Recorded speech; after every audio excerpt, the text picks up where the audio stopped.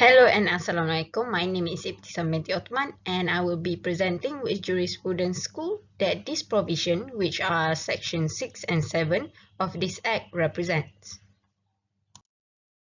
Section 6, which is the offences in relation to the public servant or public service worker, represents the Jurisprudence School of Positivism, specifically Jeremy Bentham's principle of utility.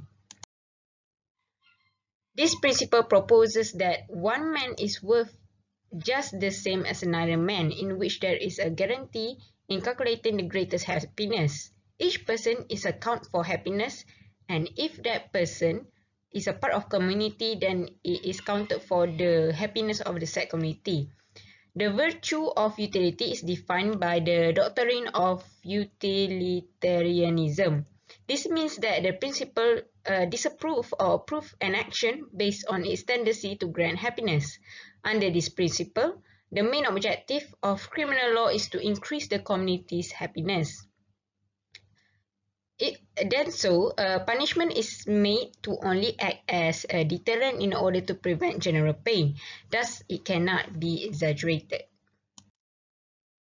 Applying this principle to Section 6, this principle ensures that a safer working environment is provided. A safer working environment will undoubtedly increase the happiness of a community as a whole.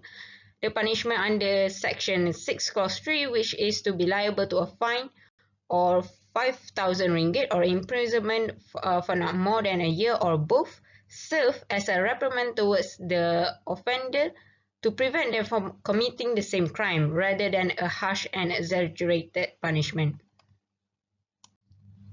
Moving on to Section 7, which is unlawful stalking. This provision represents the sociological school, specifically the jurist Emil Durkheim theory on social solidarity. In short, this jurist views that the phenomenon of law as an index to the level of development within a community. According to this theory, collectivism is prevalent, whereas individualism is at low level in early and underdeveloped society, whereas in a more advanced society where collectivism is replaced with individualism due to widespread of labor division, it produces a more organic solidarity. When it comes to morality, it derives from what the society deems as moral.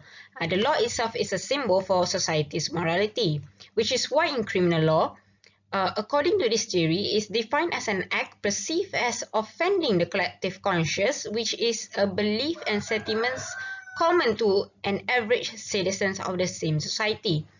An act is rendered as a crime because society's collective belief it so, which is to see an act that is so shocking and upsetting to them. The punishment under this theory is to satisfy the common consciousness rather than an act as a deterrent.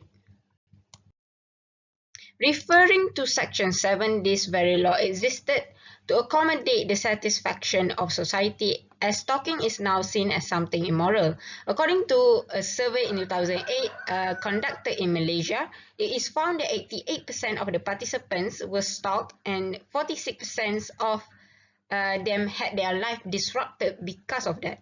In 2021, the Women Aid Organization and 50 other NGOs had called on the government to make an anti-stalking law in Malaysia. So it is obvious that stalking is an act that is deemed to be upsetting as well as angered by the society in Malaysia.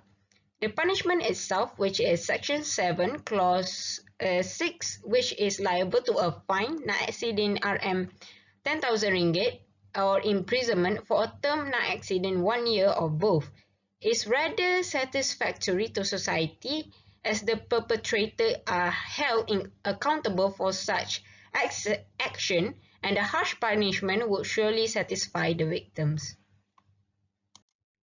That is all for my presentation. Thank you.